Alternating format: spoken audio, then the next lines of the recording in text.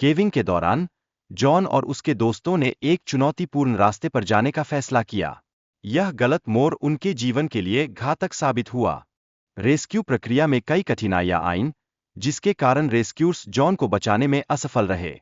यह घटना एक महत्वपूर्ण सबक है कि सुरक्षा उपायों का पालन कितना आवश्यक है। जॉन जोन्स ने अपनी पत्नी और बेटी के साथ थैंक्सगिविंग मनाने की योजना बनाई थी।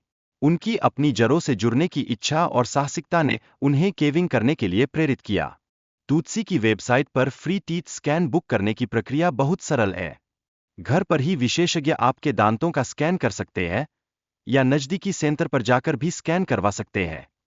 नटी पट्टी केव की खोज 1960 में हुई थी और यह यूटा की प्राकृतिक विविधता का एक महत्वपूर्ण हिस्सा है।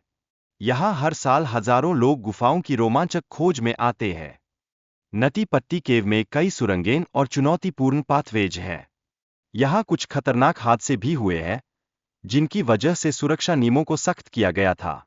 बर्थ कैनाल में सफर के दौरान जॉन और उसके दोस्तों ने एक चुनौतीपूर्ण पथ का सामना किया।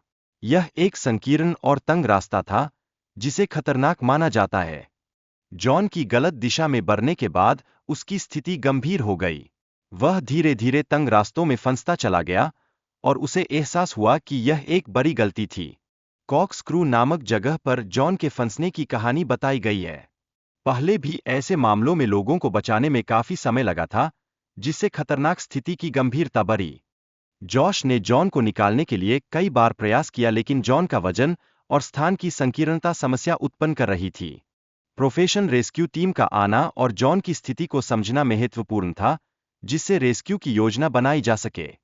सूजी ने जॉन के बचाव का प्रयास किया, लेकिन उसके लिए जॉन को खींचना बहुत कठिन था, जिससे उसे वापस आना पड़ा।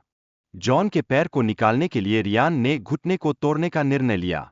यह एक जोखिम भरा कदम था, लेकिन समय की कमी ने इसे आवश्यक बना दिया। रेस्क्यू प्रयासों के दौरान जॉन की स्थिति बहुत गंभीर हो गई थी। उसे 19 घंटों तक उल्टी स्थिति में लटका रखा गया था, जिससे उसके शरीर पर गंभीर प्रभाव पड़ा।